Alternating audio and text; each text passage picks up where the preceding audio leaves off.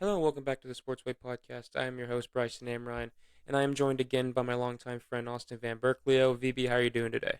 I'm doing amazing. I just took a 5 hour nap, and Ooh, I'm doing that sounds absolutely good. nothing. So I want to start off before we get into this podcast. Some of the greatest news in Philadelphia 76ers basketball history just happened a couple hours ago. Joel Embiid won the MVP. Embiid averaged 31 and a half points, 10 rebounds per game, and 4.5 assists. He led the 76ers to a 54-win season and a 3 seed in the East. And currently, James Harden has them up 1-0 against the Celtics. We'll get into that in a second. Baby, I want to get your thoughts. Is this the right pick for the MVP? yeah, I think it's the right pick. I mean, for the past 2 to 3 years, Joel Embiid's always been second fiddle to Jokic because they always offer one center spot on the All NBA team. So it's kind of absurd that Embiid's made I think only one first team All NBA, or maybe he hasn't even made one. But I mean, it was just time. I feel like. Also, if Jokic didn't win the past two MVPs, I think it'd be a lot more of a debate. I think it could go down to like one or two votes, but voter bias is a real thing, especially since Jokic won the past two MVPs. So it was definitely time for Embiid to win one, especially because he put together, I think, a 70-game season for a player that's extremely injury prone. That's amazing that Embiid can do that. And we will talk about this, the game one last night more in a little bit. So, I want to just jump in here. The NHL, the Leafs won a playoff series. VB, you have the jersey on. But then tonight they proceeded to lose 4-2 to the Carolina Panthers. But I'm sure y'all don't really care. Y'all are on cloud nine still from finally getting out of the first round since 2004. Yeah, 19 years in the making. it's absolutely amazing. As a lifelong Leafs fan, I grew up wearing Leafs jerseys. I've watched every single Leafs game since I was a little kid, and just finally be, finally being able to have that moment where I could just rally around my fellow Leafs fans, even though I've never met one in my life. It's been really amazing. I can name like hold on, let me look at the notes. You I got know one this. on. You got one on. You're wearing a jersey right now. I'm You share wearing the same Austin name as Matthews. We share the same name. It's awesome. And John Tavares, you have him in the notes. him. Absolutely amazing. It makes me sad for the Um, Leafs. about that game, the Leafs defeated the Tampa Bay Lightning in Game 6, 2-1 in overtime. John Tavares, former New York Islander, left the team. Scumbag. One game winning goal in overtime, and then Austin Matthews had a goal earlier in the game. Both just 1 point, but I mean, the Leafs got out of the first round. They're taking on the Panthers right now. Obviously, they lost 4-2. Not a very good game, but I'm pretty sure Toronto doesn't really care. They got out of the first round. I've been saying this the whole postseason. They are the Dallas Cowboys of the NHL. And speaking of Dallas, the Stars taking on the Kraken tonight. It's actually 2-1 right now. Um, but I want to talk about this for just a second. Dallas might be the new favorite to win the Stanley Cup final, and it's because Colorado, Boston, and Tampa Bay, and I guess you could probably say the Rangers, now that they're all eliminated, their goalies are gone, and I think Jake Ottinger is probably the best goalie in the league left in the playoffs with Ilya Sorokin, um, Igor Shesterkin both gone. Ottinger's record in the playoffs is 4 games to 2. He has a two goal average and then a save percentage of 92.9, so a 93 save percentage. Dallas is in really good hands with Jake Ottinger in the goal. And they just got Joe Pavelski back, who has 2 goals of his own tonight. So um, that's pretty much it for the NHL. I just wanted to touch on that. The Leafs got out of the first round, so that's a really, really big thing in history in the NHL. Now, VB, we're going to get on to I Told You So, because that's your name right now. Stephen Curry, game seven, was absurd. 50 points. He was 20 of 38 and 7 of 18 from the 3 point line. The Warriors advanced past the Kings. This was a really fun series. Probably the most exciting series, at least from a fan perspective, because the Kings had not been in the playoffs for a while. A ton of like adrenaline rush from the fans, and then they brought it to on the court. There's a lot of stuff going on. The Kraken just scored, so it's 2-2. A lot of stuff happened with Draymond Green and DeMonte Sabonis, and so VB, your floor is yours with this. I told you so. Go back to the podcast. I believe it was two podcasts ago when we had our NBA predictions. Now the first round's fully over. I told everybody, calm down. It's the Warriors, guys. Come on, it's the Warriors. 2-0. I'm not a Curry. Curry fan, a huge Curry. Actually, I'm a pretty big Curry fan. I do like Steph Curry, but man, you knew this was gonna happen. You knew the Warriors were gonna come back, do their thing. You know, experience was gonna prevail in the end. I did not think that they dropped Game 6 at home. I thought that was it. I'm surprised they took a game. They took Game 5 in Sacramento, and then Sacramento took the game. I'm surprised that flip flopped. I thought it'd be the other way around. But Warriors experience just showed out in the end. Not even the Warriors experience as a whole. Stephen Curry's godlike status just showed in that Game 7. I mean, 50 points. It was the most in a Game 7 by a player over 35 ever, or it might have been the most in a Game 7 ever, I believe. And it was the most points scored in a playoff game by a player over the age of 35 since Karl Malone. I'm almost positive it was the most points ever scored in a Game 7 of an NBA game. But I mean, just what a legendary performance by Stephen Curry. Is absolutely a treat to get to watch that. I mean, his reaction in the locker room. He loves basketball. He loves that Warriors franchise, and just to really get him past the classic up and coming team that I knew they were going to end up getting past. And now, right now, we're getting a dream matchup. We get to see LeBron versus Curry potentially for the last time. It will be the last time. It's really, I think it will be, but it's going to be special. As you were talking, the Kraken scored 2 goals, so it's now 3-2. As I just said, all that about Jake Ottinger. Anyway, I completely agree. The only and I know I had the Kings winning in 6. I think I had the Kings winning in 6 or Kings in 7, one of those two. It was really only not because I didn't like the Warriors. I really like this Warriors team. I've liked the Warriors for a long time with Steph Curry and Klay Thompson. It was just I thought this was going to be the year somebody else was going to win because I now think the Warriors, regardless if they have to play LeBron, regardless of who they have to play in that conference finals, I think they're getting to the NBA finals, and I just don't see a scenario because they've been there so many times. They know how to win. Draymond Green is going to somehow step up, and I think they win it again. And I just because Steph, the way he's playing at 35 years old, he put up 50 points, which is insane. And I think you're right. I think that is an NBA Game 7 or some record. It definitely was a record-setting night, but he's in the history books for something. I really do think this Warriors team with the potential to, what is it, two-peat again. So like they are the team to beat now, no matter how good anybody else is in the East or even the West. And we're going to touch on this in a second because before I have a couple scenarios that I want to give you. I think that even if a team out of the East like Philly or Boston gets out, I think it'll be the same outcome as it was if Boston plays Warriors in the finals again. I think the Warriors are just too good.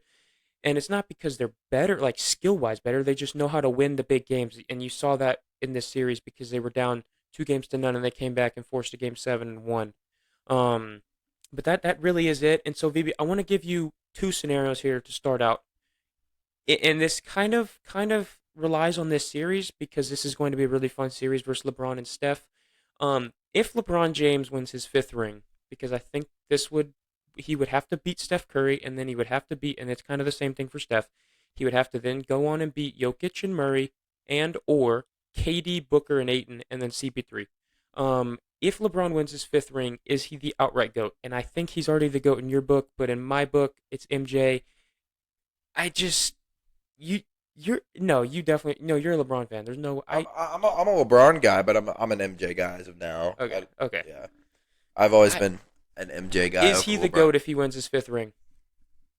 It really does get hard to deny. I mean, it'll be a debate for the rest of the time because you can always say 6/5, but I mean, perfect record too.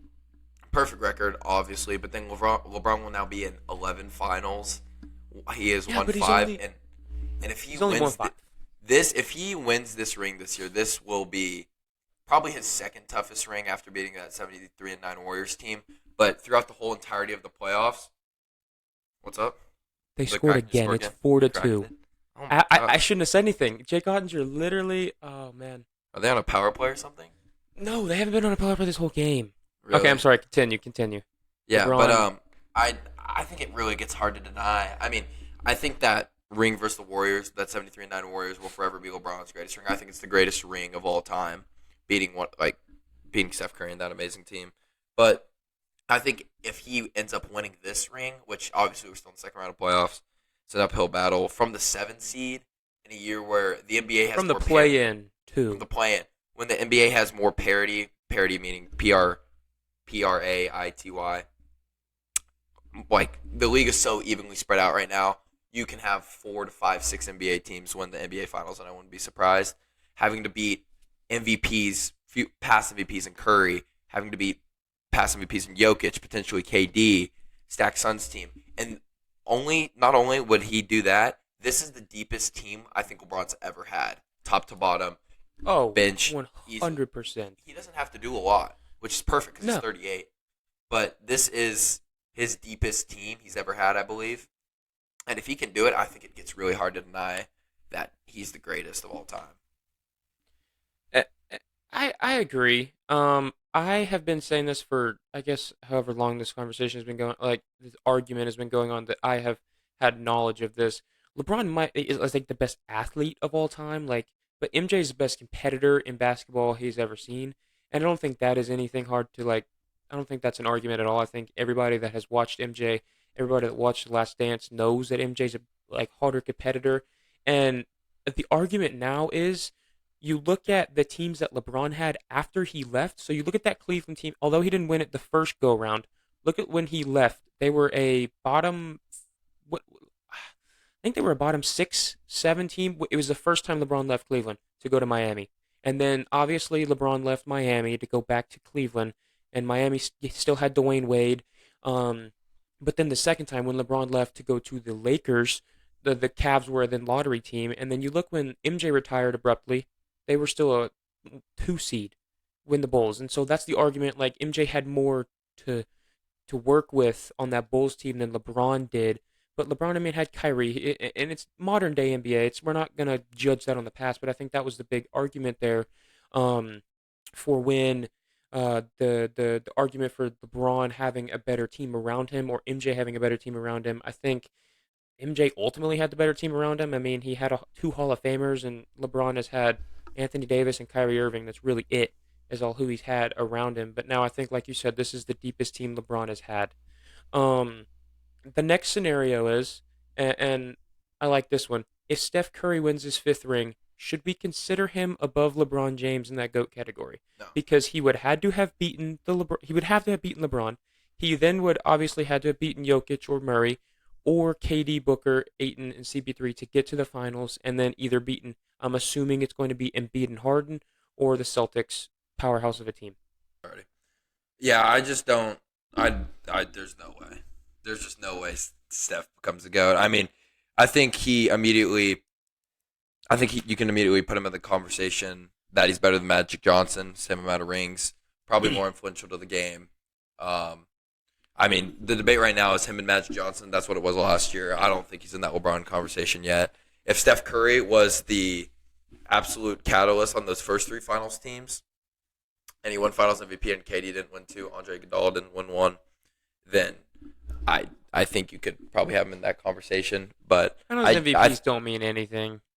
Yes, they do. I think Finals MVPs mean a lot. No. It's the pinnacle of the game. It is, but but how you step up. when you got a ring and you're the greatest shooter of all time, it really doesn't matter. Here's the good question here. Here's the good question. Is Steph Curry better than he's ever been? Yes, right now. I think okay. I think Steph Curry right now is better and a more complete player Yes. than he's ever been at any point in his entire career. Yes, I agree with that. You really do see, because the biggest issue with Steph throughout those first 3 finals and throughout the major chunk when the Warriors were just starting to become good is that those rare nights when his shooting wasn't on from from deep range, you kind of saw him fade away in the game and kind of become a ghost in some of those games. But now he is so smooth inside the paint. He's a lot more confident around the rim. He can finish with floaters, finish with his left, finish with his right, draw contact, get to the free throw line. He's much more of a 3-level scorer than he has ever been at any point in his career, which at the beginning of his career, he was kind of a shooter first, and then he tried to work his way to get some open looks inside the lane. But as of now, he's just on a different level. So my thing is, if he has one more ring than LeBron, would have had to beaten LeBron, and then I'm gonna say, going to limb here, the Sixers make the finals, would have beaten the MVP. It doesn't really matter. It's either the MVP in Embiid, or it's the Celtics with Brown and Tatum. I think if he somehow gets a 5th ring, before LeBron does, and he's already considered as the greatest shooter of all time. There's no argument there. He has changed the game drastically. Why is he not in that consideration for that GOAT conversation? Because I really do think with the fifth ring, you could start throwing Curry's name around there as one of the greatest players of all time because he's so versatile. And you just helped my point out here. His game has changed drastically. You see him driving more. You see him not taking less three pointers, but like looking for more opportunities than just the three ball. He's not relying his whole game on the three ball. So, uh, and I think you could, and in my opinion, you could start seeing Curry's name being thrown in there with a fifth ring this year. Um, Now, if LeBron or Curry doesn't win, I mean, hopefully it's the Nuggets. I don't think, and we'll get into this in just a second. I don't think it's going to be the Suns the way that they're looking right now. Um, but I want to get into now the Suns game. Denver dominates game one and two. Are the Suns in trouble in the series? Yes, they are in extreme trouble. I was a big Suns guy last series.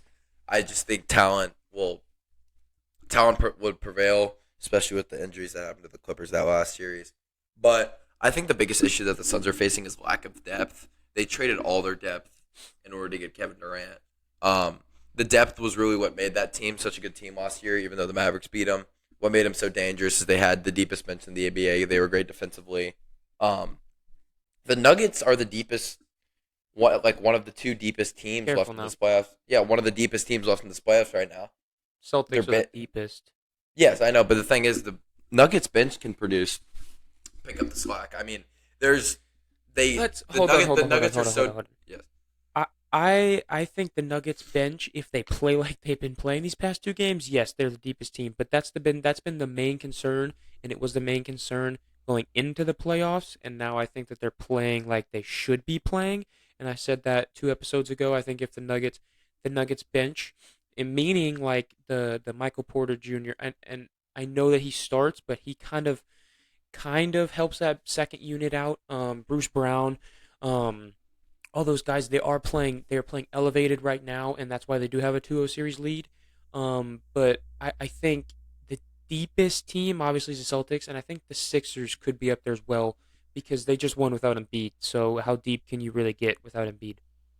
Well, the thing is, the question going into the playoffs was never the depth for the Nuggets. It was always that second star. It was how is Jamal Murray going to play in the playoffs? How is he going to elevate his game? Are we going to see that bubble Jamal Murray where if Jokic isn't as aggressive, which he is being more aggressive now, he's taking close to 21, 22 shots a game, 21, 22 shots a game in the playoffs where he was taking 15 in the regular season. They needed him to do that to step up so that they weren't just like a Utah Jazz, like a number like regular season champs and would get bounced in the first or second round. Um, Jamal Murray is really doing that and more. Jokic is stepping his game up. I mean, their team is so deep. Contavious Caldwell Pope, great, amazing 3D player, one of the best 3D players in the NBA. You gotta love Bruce Brown when he brings to the floor and all that. But and then the main issue going in to the playoffs was depth for the Suns. Outside of that starting unit, which is the best starting five in the NBA, who do they have outside of that? They bring in Cameron Payne off the bench, who's a defensive liability. You have guys like Landry Shamet, defensive liability, can hit some threes off the bench. They don't really have a backup big they can rotate in, which is probably their biggest issue, is that DeAndre Ayton isn't physical enough to clean up the glass for Jokic. He's gotten bullied these first two games. And when they try to bring in a backup big, it's Bismack Biyombo or Jock Landale, who would get absolutely mauled by Jokic in the few minutes they played against them. So I'm going to go out on a limb here, and I feel pretty confidently in saying this series is over. I think the Suns need to go back, which is kind of a crazy statement, but the Suns need to go back to the drawing board and add some more pieces for next year. I think that core needs to play together more, but I do think the Nuggets take this series in 6 games. And A pretty CP3 is predictable also six hurt. games. CP3 is also hurt. So I could so you said six, but could this series end at four? Like, do the No, Nuggets have what it takes to end the series in four? no. You think there'll be a little fight back They'll be from the fine. They'll Suns? win. They'll win game 3. I think the Nuggets win game 4, and then I think the Suns win game 5. Nuggets win game 6. That's how I think it goes. I think it ends in Um. 6. A comfortable 6 for the Nuggets. Okay. So last night Philly steals game one versus Celtics, 119 to 115. Vintage Harden, and I mean that by the Houston Rockets. James Harden kind of showed himself, came out of his shell a little bit. 17 for 30, 7 to 14 from the 3-point line, and then 45 points. And I only say steal because Embiid did not play, and I do not know if he's going to play game two. But obviously, this is a huge momentum swing for Philly. Um, Definitely are going to be riding the high now that Embiid just won the MVP.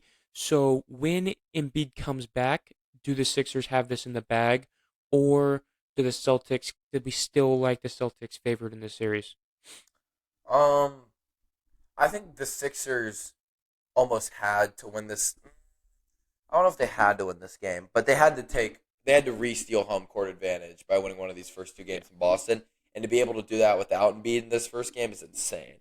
Just the fact that we've seen Harden be extremely passive with the ball all year, and then for him to kind of go back into that mentality of I'm gonna score first. I know I have to be the guy to win this game, and he definitely was.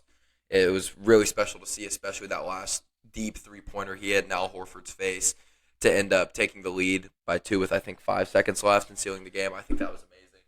And then the mentality of all people, I didn't think James Harden would be the one. His team started celebrating, kind of like they, That's what I not was. like Yeah, I they, was about to say. I yeah, was about to say not this. Yeah. yeah, not like they won the series, but they kind of started celebrating obviously because it was a big game. And then Harden kept telling them to go to the locker room. Harden told him, "Hey, it's only one game," which is Yeah. extreme. I don't see Harden as kind of that on court vocal leader, which he obviously was last game. It was a really cool side to see of Harden that I don't think I've ever seen, to be honest with you. Yeah. It just I kind of feel shows like. how.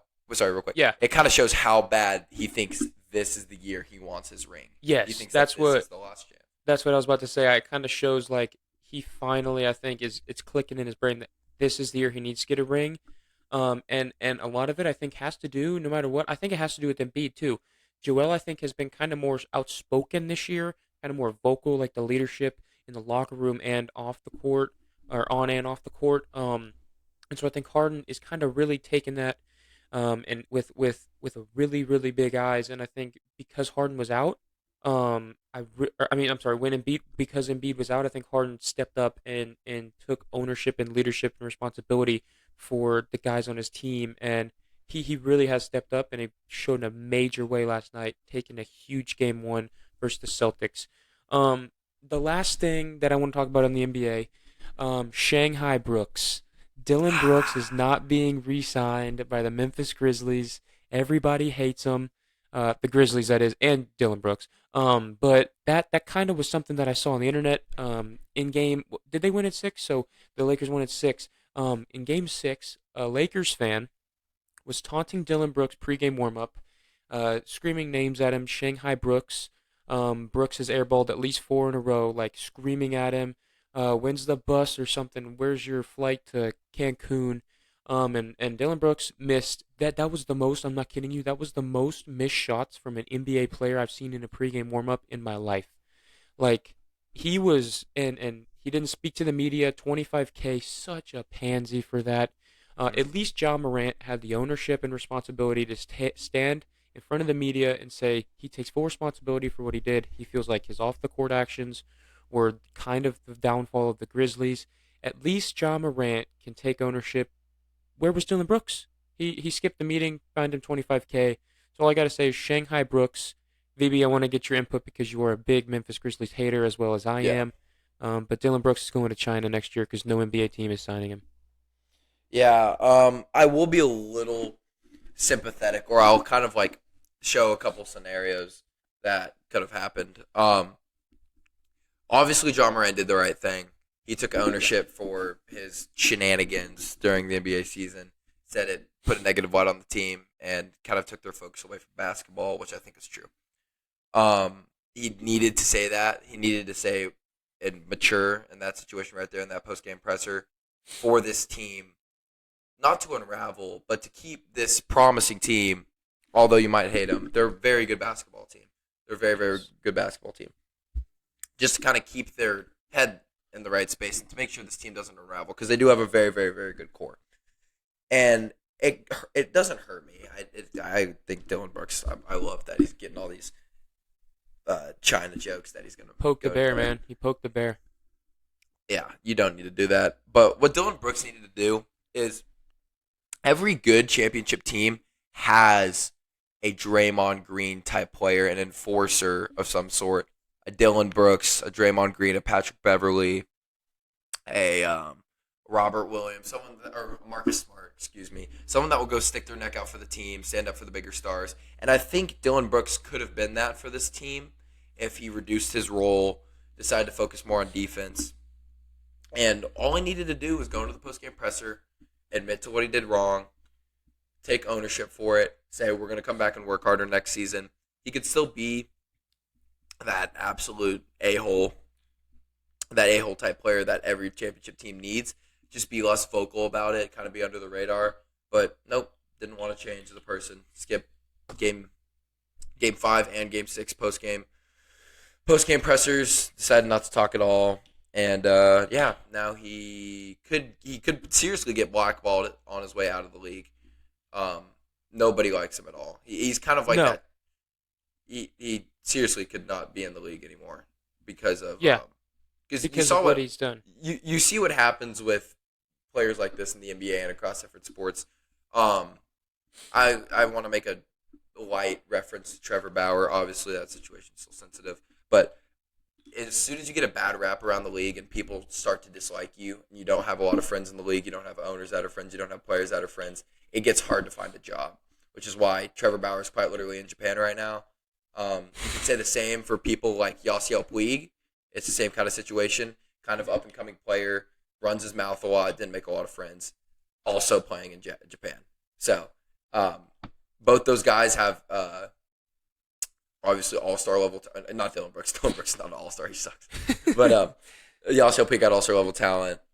Trevor Bauer was a Cy Young and got moved to a different league. So imagine what someone like the likes of Dylan Brooks could do. It's really kind of sad to see the such immaturity for someone that's been in the league quite a long time and that was really waiting for the Grizzlies. He was with the Grizzlies for a while. I think he's the first or second longest tenured player on the Grizzlies, and they just said no, you're not resigning anymore. Yeah, no, I completely agree. Let's just jump into the final thing here. The NFL, some winners, losers, and then the steals of the draft. VB, I think it's very clear. My winner of the draft is sadly the Philadelphia Eagles, and I'm sure a lot of people's winners of the draft are the Philadelphia Eagles. The draft that they drafted what feels like the whole Georgia National Championship defense, and then to top it all off, cherry on top of the ice cream, they also traded for DeAndre Swift, another Georgia Bulldog. And so, if I'm not mistaken, their Twitter handle is the Georgia Delphia Bull something, Georgia, Bull yeah, Eagles, something like that, yeah. and it's something else. But it's because they drafted Jalen Carter, Nolan Smith, and in the 4th round they got a steal of a corner in Keely Ringo, who can mentor under Darius Slay and James Bradbury. You're shaking your head because I know you were high on Keely Ringo before the season, and he kind of fell.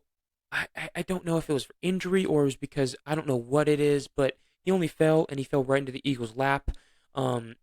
Talk about this draft day though. Day 1 for the Eagles, arguably the best day 1 a team could have had, in my opinion. They traded up for Jalen Carter 1 pick, and then I think it was like a 3rd-round pick next year or something to the Bears. The Bears probably could have drafted Jalen Carter, and it would have helped that defense. Instead, they go offensive lineman. And then pick 31, a fall from God. Nolan Smith fell right into their laps. He can sit behind Nakobe Dean. He can sit behind another edge rusher. Because he's a project kind of guy. They have him at outside linebacker kind of edge. I think the Eagles are probably going to use him more of an edge type. And then obviously in the 4th round they take Keely Ringo, along with trading for DeAndre Swift. I went into that last podcast saying the Eagles needed to draft defense. They did that in a very big way. 3 really, really good players, all from the same team, Georgia, and that's just adding to Jordan Davis and then Nakobe Dean as well on that defense. And then that offense just got a really, really good running back. Last little thing here, I don't know why the Cowboys couldn't do that. Just trade for DeAndre Swift, trade for a running back. We'll get into them in just a second. VB, I want to get your winner on the draft. It's the Philadelphia Eagles, but I'll go a little different here. I'll go ahead and say I did really like the I like the Texans draft a lot. Especially I I like was their first round. yeah. I like their first round mainly because I kind of had mixed feelings about it, but I liked it in the sense that they the owner kind of, or the GM is sorry, kind of wants to save his tail here. Obviously, I think there was rumblings that he was going to get fired next year or pretty soon, so he wants to try to make moves that could keep his job safe and keep him in a position of power for the Texans.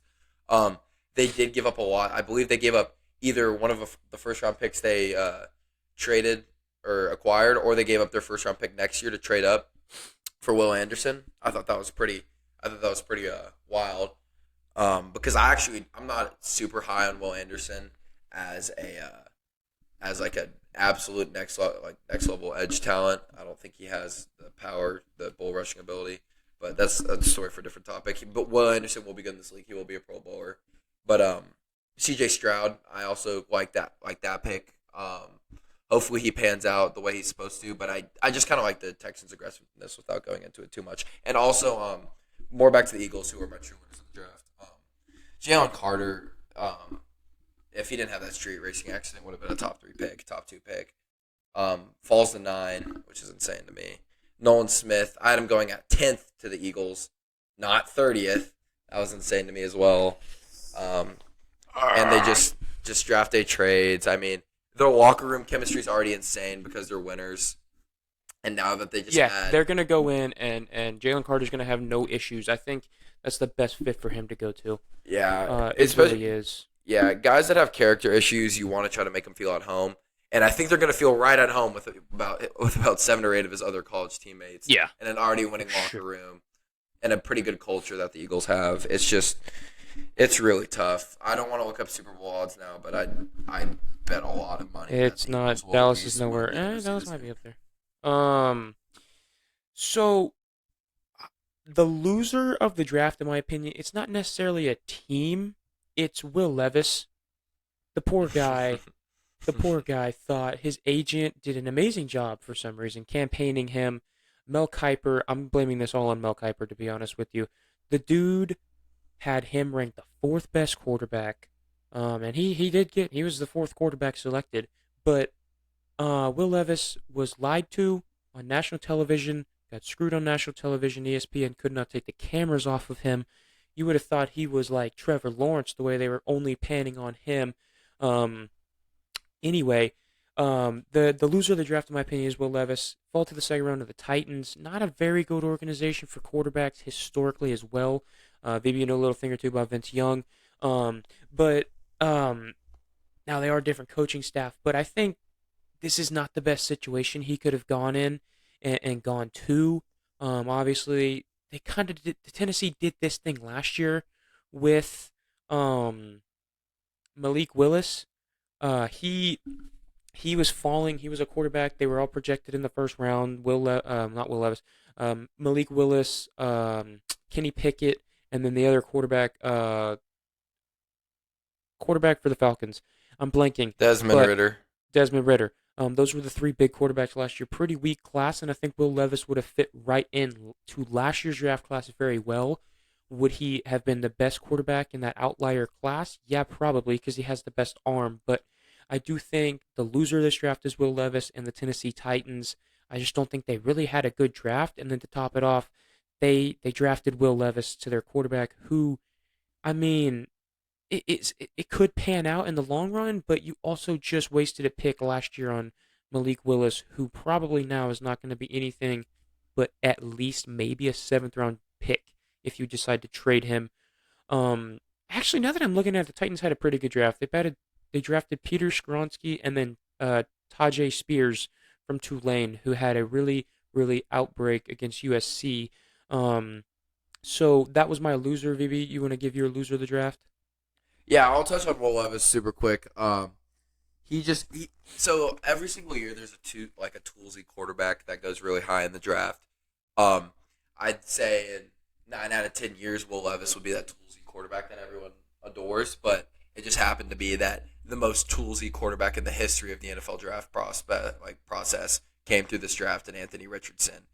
Um, it's just kind of hard on Will Levis. I mean, as soon as you got through those first 11 to 12 selections, you you kind of sense the slide would happen.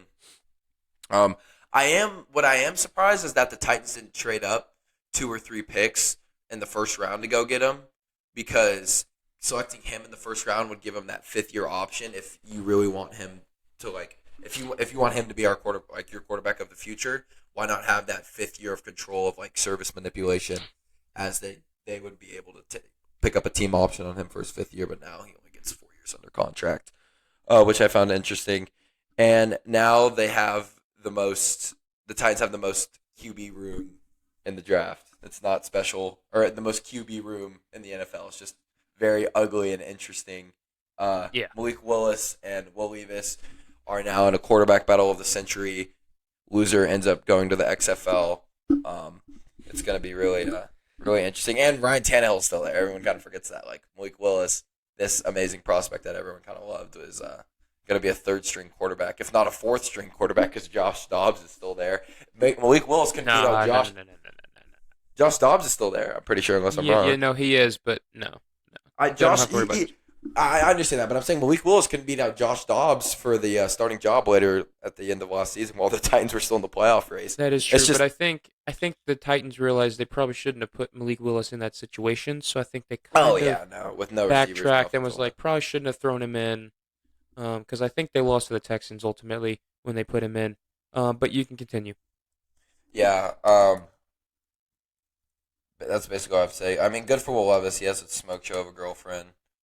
Um, his girlfriend's absolutely so bad, but I mean, can't really say a whole um, lot. I feel bad for his family, and also there was an interview where he goes, "Yeah, if I'm not a high pick in the draft, oh yeah, that kind I'm of not yeah, gonna, I'm not gonna yeah. show up to the thing because I don't." He Um, literally said, "I don't want to have the camera on me if I'm getting, like, selected in the yeah. draft." That's what I was gonna say. So the internet kind of blew up. Did you see his reaction to getting drafted? I don't think that was a Mm-mm. celebration. I think that was more of an. I want you to go watch it right now. Just look up like Will Levis like draft or something, because it wasn't a celebration that he got drafted. It looked like it was more of an fu to the teams that passed on him. It looked like he was screaming at the TV like full on. I couldn't tell if he was celebrating or like screw the rest of the league. Like, I'm gonna try my very absolute best. Which, I mean, good for him. He got drafted in the second round. Just to say that is an accomplishment of Mm-hmm. itself. But I guess when you're hyped up to be the 4th best quarterback in a class that is pretty daggum good, that is disappointing to not get drafted amongst those guys. Um, so it's time to get the bias out of the way, or we didn't get the, we got all we need to do. So now it's for the biased portion of this podcast. Both Cowboys fans. Mozzie Smith sounded like he started saying Maz Smith, but I'm gonna call him Mozzie. Mozzie Smith was our first round selection. VB.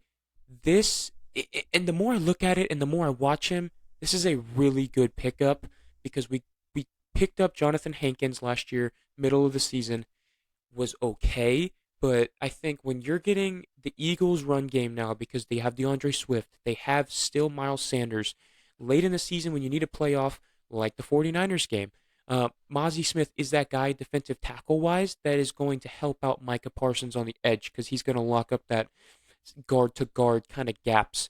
Um, and so that's why I think the Cowboys drafted him. And this pick is growing on me on draft night. I was very disappointed, but this pick is growing on me.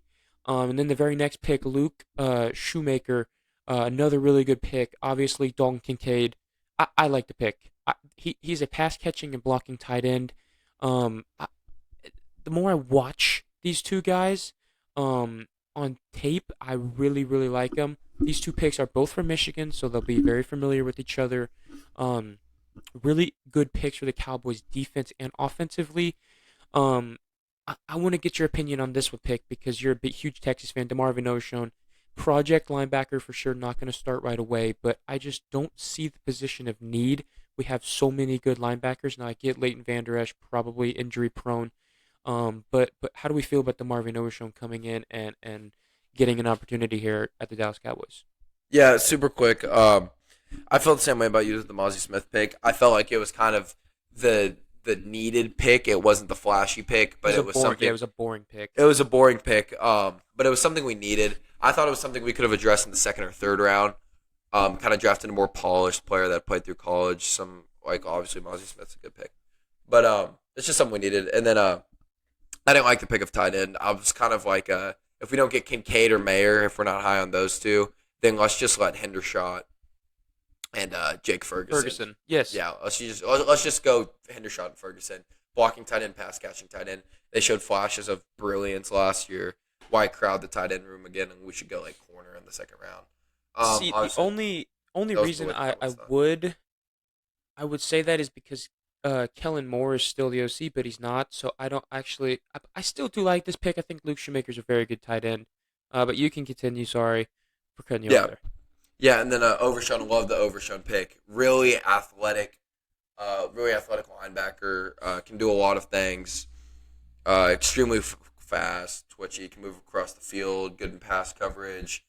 You can send him on third down blitzes if you want to as He well.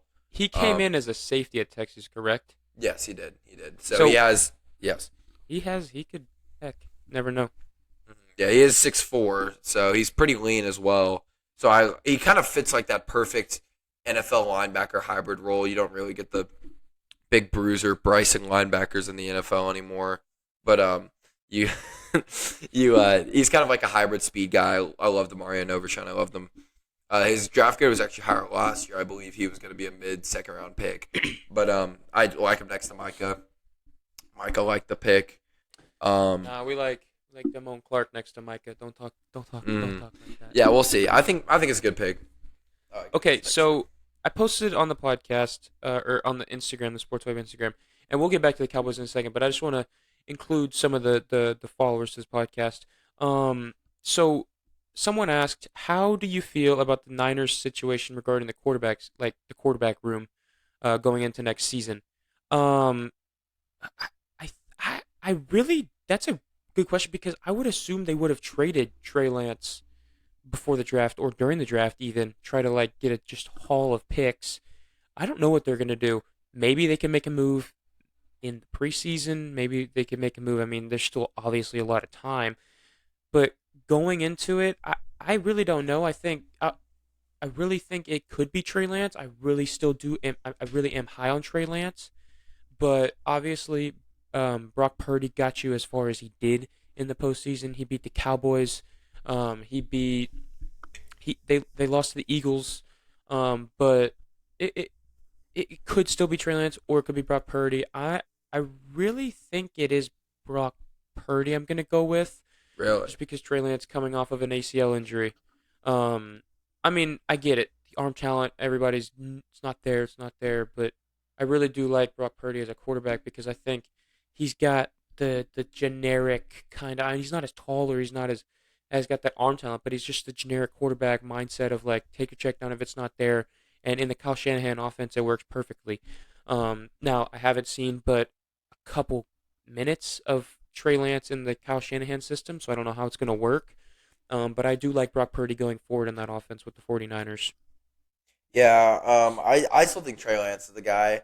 I think you know what you have with Brock Purdy. You don't know what you have yet with Trey Lance. So I feel like the Niners can afford to give Trey Lance a starting job for the majority of the season. And if it's extremely bad, you go to Brock Purdy and you know what production you'll get out of him. I think it's as simple as that. He was a third overall pick for a reason. The 49ers traded a buttload of draft capital for a reason. If you think he's your guy, give him this year. Obviously, they're in win now mode. So if there's any big bumps or bruises that they have along the course of the season, then you just put in Brock Purdy. So I think it's that simple of a question. Uh, Um, my favorite pick of the draft, and I'm being a little biased here. My favorite pick of the draft is is this the for next the question? Cowboys. For the Cowboys, it's Deuce Vaughn. Deuce Vaughn, really really good pick. And it's not in the whole draft. It's just my favorite pick for the Cowboys. My favorite pick overall is I'll get into that in just one second. Is my steals of the draft. Um, Deuce Vaughn, really good pick. His dad got to give him the call that he got drafted. Very, very good, touchy moment for the Cowboys. But I really do like Deuce Vaughn. He gives a Darren Sproles type of feel. He's just really small, and over that towering O line that just keeps getting larger and larger. They drafted Asim Richards from North Carolina, so very, very big player. But that towering O line, who's going to see Deuce Vaughn? Because he gets in that gap and then he squirts out. It's going to be way too late because he is fast enough, and he is quick enough to make moves. So I really do like the Deuce Vaughn pick. My least favorite pick for this draft for the Cowboys is Eric Scott. I don't think he fits the mold of what the Yeah, Cowboys. I think it's obviously like Anthony Brown type of cornerback. I think we're just replacing Anthony Brown with Anthony Brown Jr. To be honest with you, like I don't like the pick of Eric Scott, Southern Miss. I don't like the lower end of D1 school corners. They don't ever kind of really pan out. Um, but I want to get who is your favorite pick for this Cowboys because there's a lot of good picks on here that they yeah. drafted. I'm a big Overshown guy. I love Overshown. I knew you Obviously, were as a going there. Texas fan. I really like that pick a lot. Athletic. You normally don't find that those type of athletes that late in the third round, especially that late in the draft, and just to get a Hmm. true athlete that can honestly play wherever you want him to. And especially a guy like Dan Quinn. Dan Quinn loves those hybrid type of linebackers that you can just move all over the field. I also did like the Eric Scott pick. He runs a 4.7 as a corner. He's big body corner. I'm assuming that means he's going to play a lot of zone if he even does play. Um, Big bodied corner, uh, decent, decent footwork, good ball recognition ability. But I mean, the 4.7 just like what the hell, dude? Like I can run 4.7. Yeah. I don't know what we were doing there. Jerry's gonna Jerry Jones it eventually. My steal of the draft is Brian Branch, corner kind of hybrid safety for the Detroit Lions in the second round. Um, he is not, in my opinion, if this was any other draft, he would be a first round pick. Um, you can build your entire team or your entire secondary around a Brian Branch type of guy. He's a power hitter. Like will bring the wood, knows how to play coverage as well. He's just that all around corner. Pause. That all around corner, kind of safety hybrid, kind of like a Jamal Adams when he came out of college for LSU. That's kind of what I'm getting at. Brian Branch, probably not as big, but he knows he's really smart. The Lions had a really good draft, minus the Jahmyr Gibbs pick in the first round. That was unexpected. Um, I guess the Lions didn't think they needed too much uh, else in their team. But I really do like Brian Branch. I think he's the steal of the draft. And a lot of people are going to argue Jalen Carter, but I don't consider a top 10 pick being. Now, he did fall to 9, but I don't think a top 10 pick is a steal in my consideration because Jalen Carter was a top 10 pick. I guess if he was supposed to be taken in the top 5, but I really do like Brian Branch out of Alabama getting drafted by the Lions. Yeah, I also like Brian Birch a lot. Not all to say. The last time I was really high on an Alabama DB that I thought fell too far to the first round, it was Trayvon Diggs, NFL interceptions leader, multiple time Pro Bowler, All Pro player. I can see that exact same thing happening with Brian Branch. I love his college tape. I love his quickness on the field. Obviously, he's more of a safety than an actual cornerback, but just really great football player. So. Last thing for close of this podcast, Eli Ricks, you're a bum. You should have never transferred from LSU, you undrafted bum. Bro transferred to Alabama. Bro transferred to Alabama, thought he did something, and didn't even get drafted. He didn't get drafted? No, he's undrafted. Really? What a bum. Bum. I don't even think. I know I could be wrong. I'm not on any Alabama, following any Alabama pages. I'm pretty sure he probably hadn't even gotten UFDA. Which is hilarious because he was a top corner in college football before he left LSU, and now he's at Alabama, transferred to Alabama, and then didn't even get drafted. So that was pretty funny. Wow. But that'll be pretty much it for this podcast. Did we get any more questions on the Instagram? Oh yeah, we did. Yeah, let's go through a That was couple actually of yeah. Okay, so we'll go a little rapid fire round. We'll go a little 10 there's second a couple answers. more. Make sure we answer 'em. So what do we think about the Deion Sanders situation in Colorado? Because a lot of players are transferring out. I think last week it was like 40 on Monday that yes, transferred yes. out. Um, I I really I mean, he's bringing his luggage, his Louis Vuitton luggage. That's what he said. He told everybody that he's bringing his Louis Hmm. Vuitton luggage. Now the allegations coming out that they wouldn't even show that kid his film. Yeah, I was about to say that. Um, that that is something, but I don't think college football really cares. It's Deion Sanders. If you're not playing, don't really think that's how D1 football is. I think I'm gonna be honest. Um, I, I think Deion in Colorado will be just fine. I think they have the talent. And the name, you just give it a couple years. I mean, regardless of how many good transfers they come in, it's football's a team sport. Not all the big names are gonna mold. It's not the NFL. It's college football. Two completely different games. Um, but in my opinion, I like the Deion Sanders. I like Colorado this year. Maybe a surprise team out of the Pac-12. And if I'm not mistaken, the college football playoff expansion happens in 2 years, so it should be Hmm. just in time for Colorado to build something. Um, what are your opinions on that? Yeah, I thought it was interesting how they didn't give that kid his tape. I've heard a lot of other things on Twitter that it seems like Dion kind of picks his favorites, and if you're not one of Dion's guys, then you're an absolute nobody to him, which I find interesting. And then I'm just gonna run through it quick. I think this Dion experiment either works amazingly, and I think you see more head coaches start to do this type of film stuff, this coaching based off recruiting, and if it completely flops, then he's not remembered again. But I think he's truly a special type of coach. I don't think you've never seen anything like this before. He's changing the game, which will be for the better or the worse. We'll figure it out. Another question is, do we like the college football playoff expansion? If yes, why?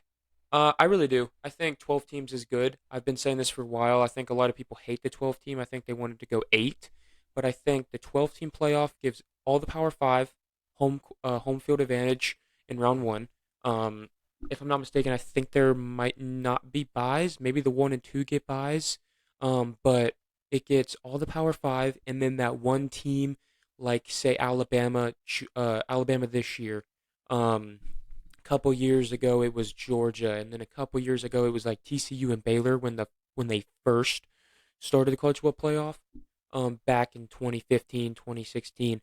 But I think it it is really good. I think the 12 team expansion is right. It gives every non-power five that had a good season a chance to make the playoffs, like Cincinnati last year. They put up a good fight against Alabama, but I think 12 teams is really, really good, and I think this is really good for the state of college football because the more playoffs I feel like, the better college football is because just the two playoff games was kind of getting boring, and I understand why they changed it. And 12 is the right number. Um, do you want it to be 12 VB or I don't know if you said it you wanted it to be 8 before, but I think an expansion was needed. Yeah, I think an expansion was needed. I love college football, so I love more college football games. Especially if that means, I mean, I'm going to Arkansas, so I mean, I don't see Arkansas being a top four team, but I can see them being 12 one year. I mean, that'd be sick. Hmm. So I think it allows these smaller fan bases that love college football to get their teams like play on the national level and play for something that means a lot. Wouldn't And that be something? what? Arkansas and Texas round 1 at Yeah, UT. I know What are you that'd be gonna great. do?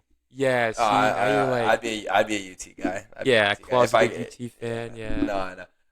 But yeah, I love college football. I think parity, meaning PRAITY, is very low in college football right now. I think you see all the talent kind of shrink towards the larger schools. Hopefully that changes over the next few years with now that coaches are starting to understand the transfer portal. Um, but yeah, more college football. I love it. You might see a couple absolute thrashings of games, but I mean, if you're a college football fan, you should love it. Not a lot more to say other than that. this wasn't the last question, but this will just be the last one we do. How are the Ravens looking this year after Lamar re-signed and then that first round draft selection of Zay Flowers? Um, I really like this pick. I think Zay Flowers is a vertical threat. Lamar Jackson just got paid a bag, and I think you can thank Jalen Hurts for that. Lamar Jackson, um, that just came out right before the draft, and so it was just all around a really good vibe for the Ravens. Lamar Jackson got paid. Zay Flowers they drafted When did Lamar Jackson get resigned? like before the draft. He got like a bag, like Uh-huh. 200 and yeah. He did? That should be like the first thing you pop up when Lamar Jackson. Just look up Lamar Jackson extension. Dude, I'm living under He a got freaking rock. he got paid like paid. I think he's the highest paid quarterback in the league yearly, like yearly average. Oh my gosh, I'm under a rock. Yeah, Dude, what yeah, the you're under a hell? rock. Dude, oh my gosh, I don't know Anyway, how I didn't know that. Zay Flowers, I really do like this pick. I think he was considered widely to be the number one wide receiver in this draft. Obviously, Jackson Smith and Jigba. Obviously, you could rank ahead of him, but the injury concern with him. But Zay Flowers, very good vertical threat. I think he is a better polished Hollywood Brown, what the Ravens wanted Hollywood Brown to be. I think Zay Flowers is better than Hollywood Brown, and so I think that's why they like this pick, because this is the second wide receiver kind of like under 6 foot that they've taken in the first round. Obviously Hollywood Brown and now Zay Flowers. And that was their only offensive pick until the final 2 rounds. They drafted defense, which I'm very happy. The Ravens needed that defense. Um, After taking a huge wide receiver. And I think without Greg Roman there, the offense for the Ravens is going to thrive because it opens Lamar Jackson up not just to being a running quarterback and this heavy run style run game. So to answer your question, I really do like the Ravens. I think Zay Flowers is an amazing pick. Vertical threat. Odell Beckham, injury prone, kind of a waste of money if you ask me. I don't think he's going to be Oh, I anything on forgot that about that, Ravens yeah. team. Um, but I do like Zay Flowers' pick, and I think the Ravens probably have a very good chance of winning that weak AFC North division. That weak AFC North division? Weak. The one with the Steelers aren't Bengals doing in it? anything. What? The one with the Bengals in it? The Ravens, I think the Ravens and the Bengals split last year. I mean, it's not weak. Okay, the two teams are good, and then you And the have Browns with the flair of Deshaun Watson? okay, okay, but The dude. That's like one of the least weak divisions in the NFL. no, the Browns are gonna the Cleveland Browns are gonna Cleveland Brown. Okay, I take it back. They're not weak, but They'll finish like second. I think they'll finish second. minus the It's a. Steelers, they're pretty good. Minus the Steelers, they're pretty good. I mean, the Steelers still had a winning record last year. I was They just thinking finished of the 500. Steelers. I was just the Steelers. I'm Okay, okay, looking okay, at something okay, with the okay, you're Steelers. good. You're good. Yeah, I like the Zay Flowers pick. I like the Ravens' outlook this year. I think now that they got the Lamar Jackson monkey off their back, I think they're going to be able to be a good team this year. I think they'll be 11-5, 10-6, win a playoff game. Yeah, Careful now. so it's good. I like the Ravens. Um, that's pretty much it. All quiet, kind of, from the NFL draft. I mean, 40 plus trades. That doesn't sound good, baby. Um, Hope so. all 40 plus trades that was having the draft. This was one of the craziest drafts in my opinion. From Anthony Richardson going to 4, I was surprised about that. I thought he was a top 10 pick, but not to 4. I thought for sure the Colts were going to take Will Levis. I like that pick for the Colts. Didn't you But literally have Will Levis, or didn't you literally have Anthony Richardson going forward to the Colts? no, I'm going 2. I had the Cardinals or the Titans. No, I had no, I did have him going 2. You literally had him going four. So I Did I thought Will really? Levis was gonna. Yeah, you literally had him going fourth. I promise. No, I didn't. Swear. Oh Yeah, yeah, I on did. your mock. No, Yeah, you. I had Anthony Richardson going 2 to the Texans and Will Levis going 4 to the Oh no, you had. Titans. Oh, you're right. No, you had Anthony Richardson going I had 4 QBs in a row. Yes, you're right because I thought to if the I did have the Texans. Titans Oh, not taking the. Will Okay. Levis, or I did have the Yeah. Titans taking a quarterback right. I didn't have the right team or the right player. Yeah, you're good. Um, My bad. My bad. My bad. so that pretty much wraps this podcast up.